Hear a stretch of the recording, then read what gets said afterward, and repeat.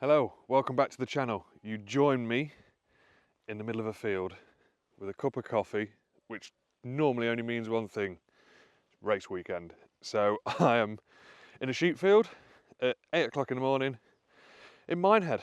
So we travelled down yesterday. It took us around sort of 8.5 hours, something like that, including all the delays and stuff like that, because it's never normally a straight run down for us. And yeah, got up this morning, decided I'm going to go and do the track walk. So unfortunately, Chris would normally track walk with me, obviously being co-driver. But Chris has work commitments, so that means that he cannot travel down until later on today. And the problem with that is, unfortunately, by the time he gets to us, it'll be too late to do a track walk. So it's down to me to remember it this time. Which, yeah, we'll see. I don't have a very good history of remembering the course. That's why I'm lucky to have a pretty decent co-driver. But yeah, we'll see what happens with it. I'll remember as much as I can. I mean, I'm literally part way down. I don't know whether you can see it on here. So right off in the distance there is the paddock, and where you can, if you can see them blue portaloos, that's where the start is. So start-wise, we're pretty much straight down this entire hillside until we come to our first set of flags, which are down here in the distance. And I'm out of breath already, which isn't a good start, because I think this course is about 5.5, 6 miles, something like that. So I'm about 10 yards into it and done for already. Good course, this one. I really enjoyed this one last year. Those of you that watch the channel and have followed our racing last year, you'll know that this is the one that we lost a front wheel on and unfortunately had to retire. But up until that point, it was actually a really good course. Very narrow, lots and lots of trees that are very close to you. I wouldn't say it was a fast course, not compared to, you know, some parts of like Pickering or even Walters. There's some parts of Walters that are relatively quick. Not last year anyway. Obviously this year it's a different course, but same area, so they're usually about the same. But yeah, we'll see. So you can come for a track walk with me. Anything we see, apparently there's some pretty decent jumps that we're going to be able to hit pretty fast, so let's have a look, see what we can find. Right, so you join me back at the start of, or back at the end of what I thought was the end of the first climb, if that makes any sense to you whatsoever. I've just sat and checked on the app, because I record it on a like a geo tracker, just out of curiosity more than anything.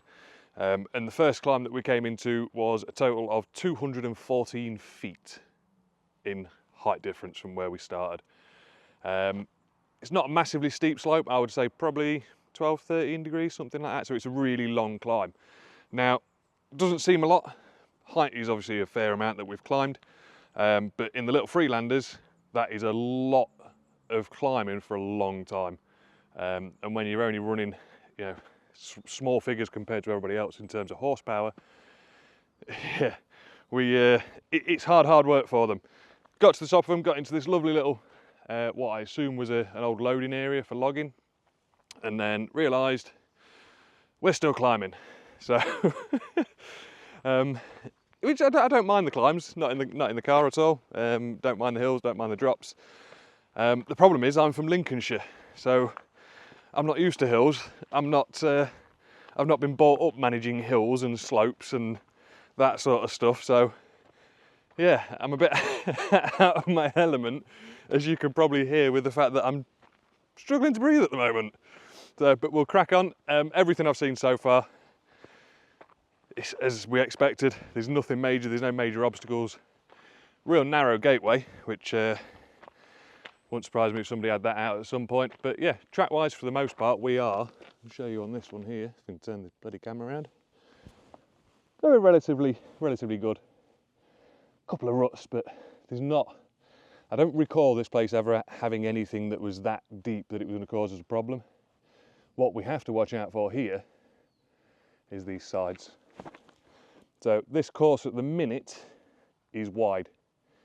It does get a lot narrower, and these sides are, right, how am I going to show you this on camera?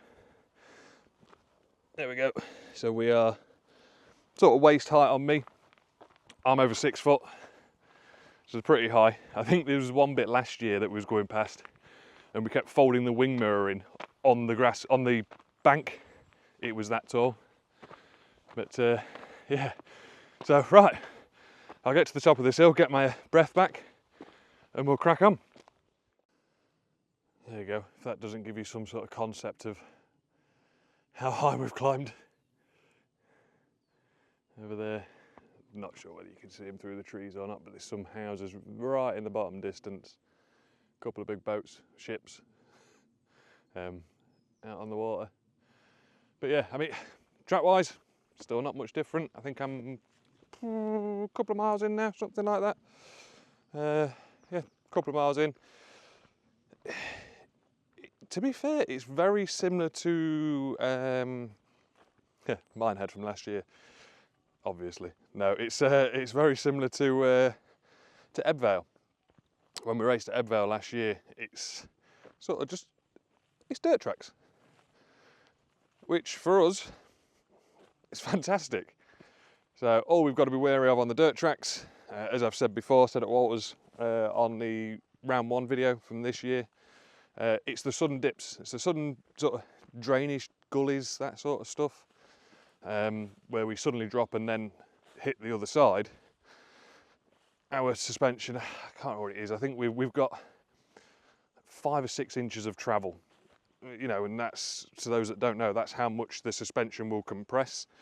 5 or 6 inches isn't a lot, you know, not for this sort of thing anyway, and that's why a lot of the Freelanders have the issues where they're breaking struts and they're smashing holes in sumps, and you know, us included.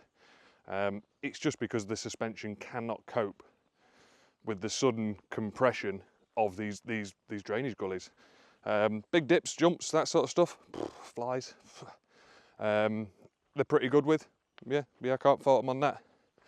But yeah, it's these sudden things, and it's the ones that you'll overlook, because you'll go, yeah, this bit of course is great.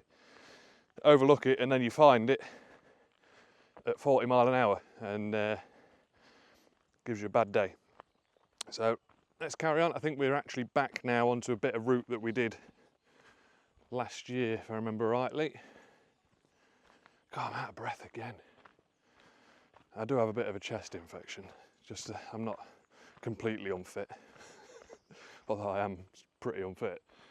Yeah, chest infection and walking all this distance isn't the best. I'm getting harassed by flies. But yeah, down here, this was a bit we did last year. So again, most of this, we come out of the trees right over there in the distance, come all the way along, down and through here. I hate the term flat out, but there isn't really anything else in a Freelander.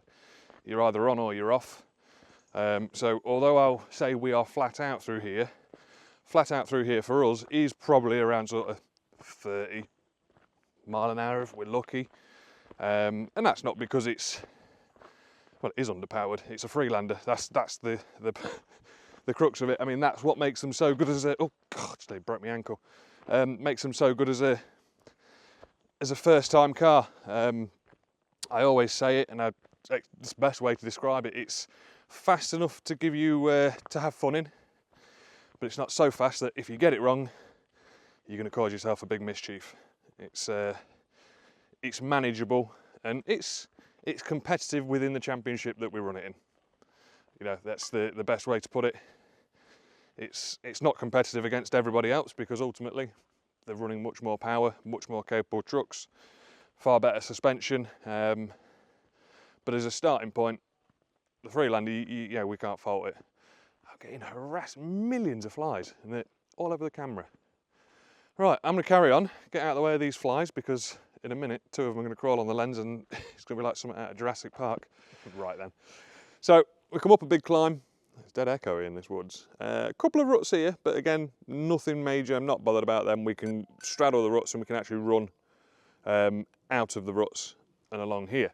So, but what I was saying earlier about you've got to be careful what jumps out at you, and I wouldn't say these jump out at you, but they're certainly unexpected if you're coming around here with some pace. Now, I don't know how well the camera shows. I mean, they're not overly deep, and the initial dip isn't the issue. It's the kick out and then the drop into the next one. And what you see with this is we are in, out, in, out, in, and so on and so on. And I'm not going to keep saying that because you'll all be singing the hokey cokey. Up and around here, and again, so I think with this route here, we will try our best to actually not be in the ruts. We'll try and straddle either the outside, which is the preferable route, because obviously we can carry a bit of speed, and if it pushes us out, we can't go any further than we are, or the inside, but it depends whether we can get up onto the outside, out of the ruts, as I was saying. But like I say, ideally, outside run, worst case scenario, inside. Disastrous is in the ruts, because we just do not have the clearance for it. It is mud, so it will just, you know, be pushed flat with the sump guard. But it's what we don't know what's in this mud. You know, there's all sorts of rocks and bits and bobs, and you know, a lot of the guys that have got other race vehicles that are racing this same course are probably looking at this and going, "What the hell are you on about?" If you've not had a go in a Freelander, have a go in a Freelander, and you'll understand exactly what I'm on about. Stuff that you boys waft over is horrific for us. Watch the video, you'll hear the rattles and the clunks and the bangs and everything else. Same again, I mean, there's a little bit of a divot there, but again, not bothered. For the most part, there's not that many so far. I think I'm 3 miles in, 2.5 miles in. Let me tell you. Nope, not that one. Get my phone. 2 miles in. Nothing really that's a worry. Just send her on out for the best.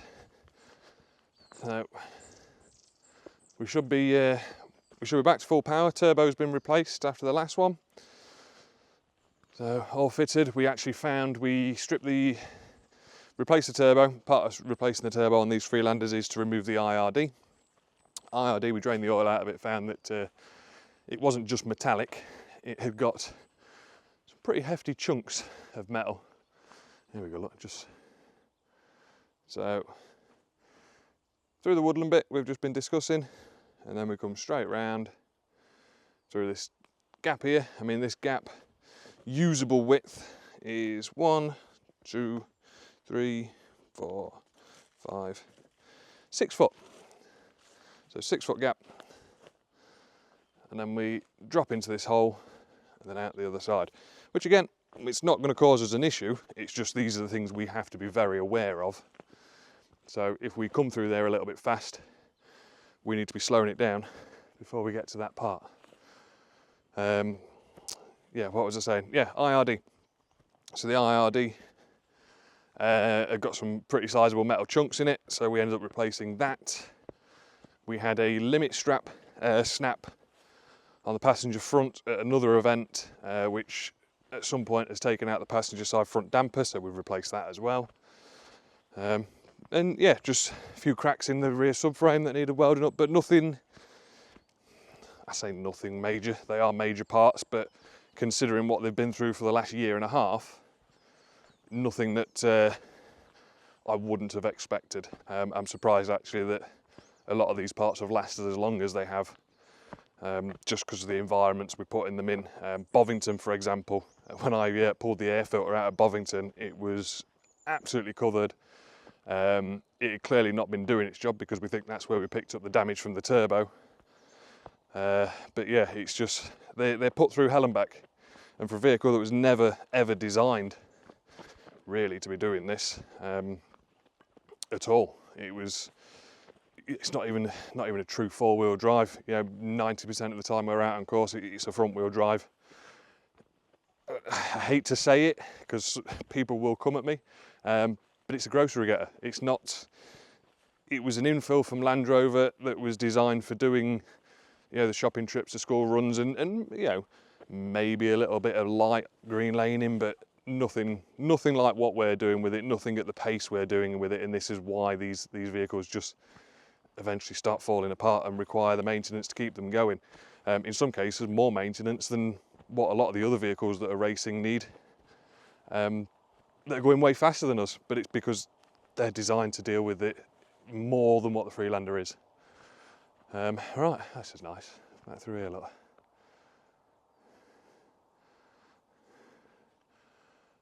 Some of these courses are actually really, really picturesque. Really picturesque. It's just a shame that we're coming through them so bloody quick that we don't get to really enjoy them. I mean, there are some bits that we do like to completely ignore. Yeah, when you've got big drop-offs, we sort of put the blinkers on and just get past it as fast as you can in the hope that you don't fall down it. So, but right, we've got, I think we've got another three or 4 miles to do. So we'll carry on. Hopefully there's nothing else that's, or there's nothing that poses an issue, but if there is, I'll pop the camera back on and I'll show you. All right, so that's a weird thing to be finding on your track walk. It's all a bit Blair Witch-esque, isn't it? So I'm almost near the end, I think. That's how I think, I hope. I've just come down, I mean, you can't tell on the camera. I've been walking downhill now for 10 minutes. Again, it's not steep, but it's long. Quite the opposite of what the issue we'd have at the start. Oh, somebody's chainsawing something. We can come down here pretty fast as well, but this is going to be one of them where you've got to have the bottle to do it. The bottle to do it, and the confidence that you've got a truck under you that will handle anything that you come down here at, because you will come down here. If you let it, I'm in no doubt that everybody here, irrelevant of what vehicle they're in, if you let it do it, by the halfway point down this drop, or this hill, you would be flat out. Absolutely flat out. What speed that is obviously varies, depending on truck, depending on engine and gear ratios and stuff like that. But yeah, it's certainly going to be a fun. I mean, I don't know whether the camera gives you the perspective of the slope that we're still going down. But yeah, certainly going to be a fun bit. Just making sure that we're not, how do you word it? We're not on the brakes too much so that when we get to the bottom and we need the brakes, that we've actually made them too hot and that they don't work.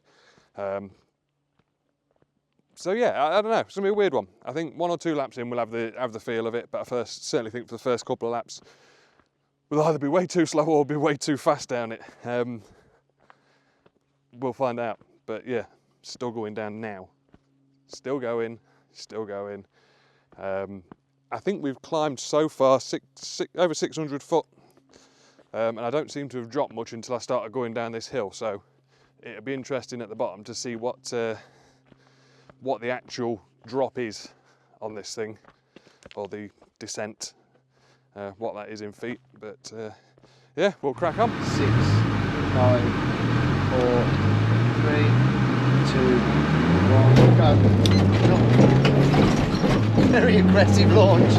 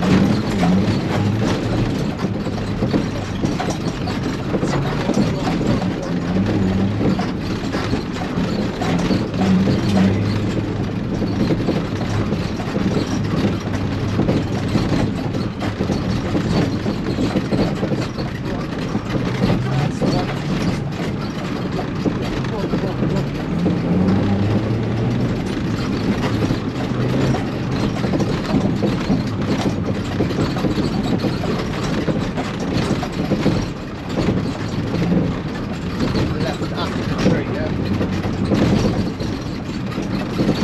Nice and tight, nice and tight, nice and tight.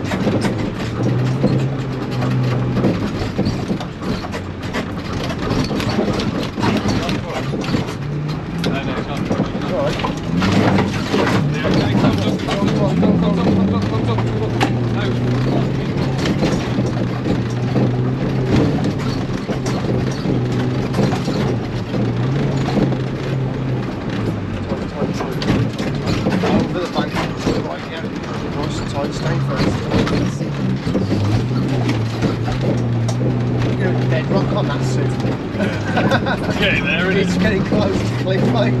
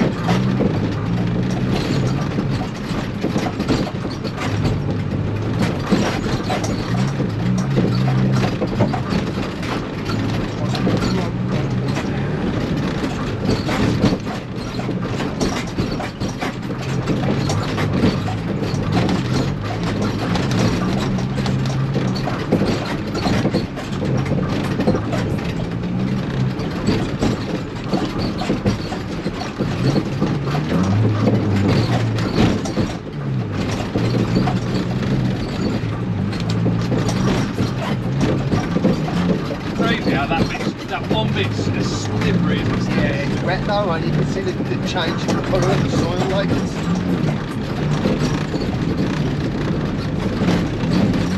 So it's got that much dirt being took away from it there, it's literally on the rock. Yeah.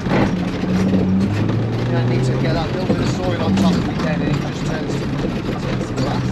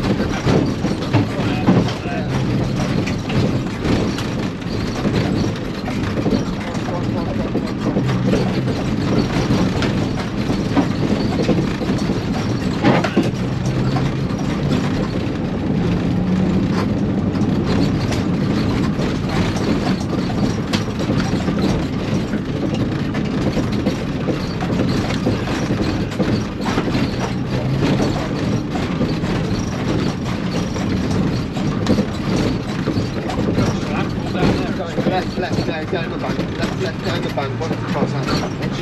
That's the one.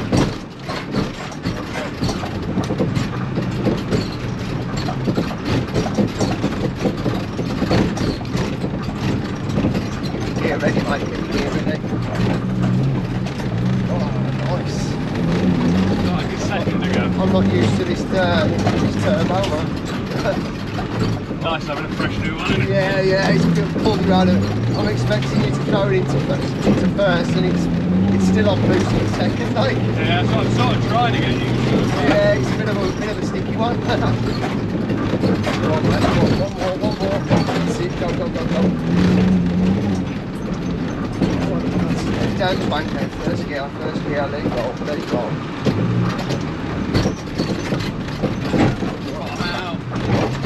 That's it.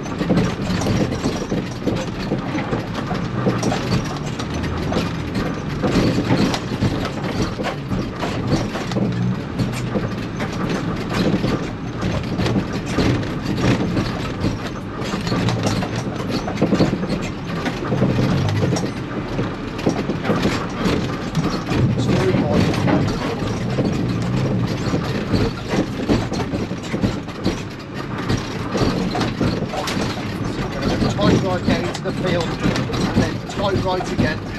Really deep. That's it. Go on. Go on.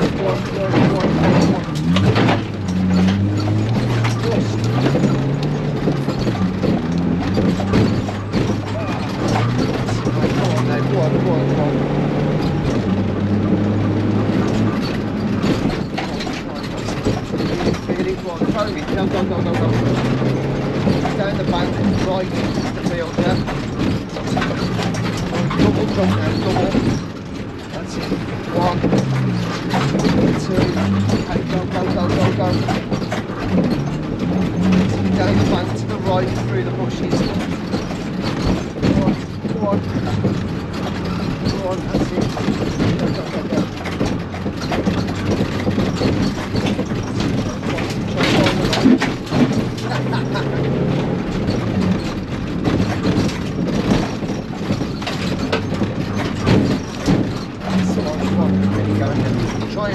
Try and go for it at an angle. Stay tight. find a straight line, just put a straight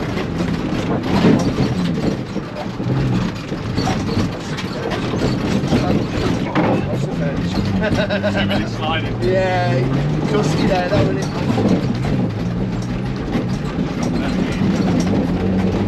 We lost the tyre. Feel right on that back end. Look at that.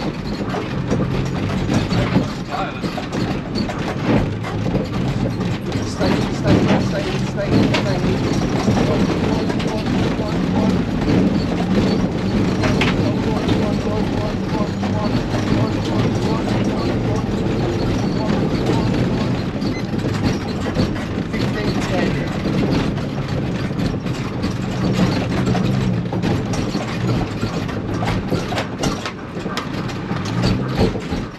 Feel that? Feel that? Do you want to stop at this box and we'll get that time thing sorted out? Right, that's it. All done. I think from the preliminary results, we've won it. We've broken something pretty significant. Sounds very metal and clunky on Des, but we did it on the last lap, literally 50 yards from the finish line. So not really sure what that is. Still still drive on the trailer. I would guess it's probably a diff or something along those lines. But all in all, absolutely cracking weekend.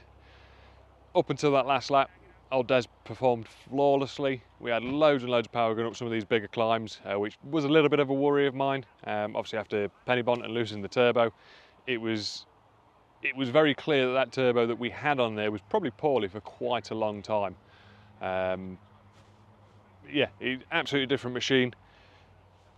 Scenery, phenomenal. Getting to race around in it, yeah, incredible. But yeah, that's it. So we've got 8-hour drive home, something along them lines. I think it was about 8.5 hours to get here. So we're going to set off early. We'll grab our trophy at the next one. And yeah, thank you very much for watching. Thank you very much to our sponsors. You know, without you guys, we couldn't do this. You know, your support helps us go out and do what we want to do. Shout out specifically as well to Vaughan. So Vaughan's one of our customers who's been, you know, he's contributed as well. He's been very helpful. So what a legend to him. And that's it. So again, thank you very much, and we will see you on the next one.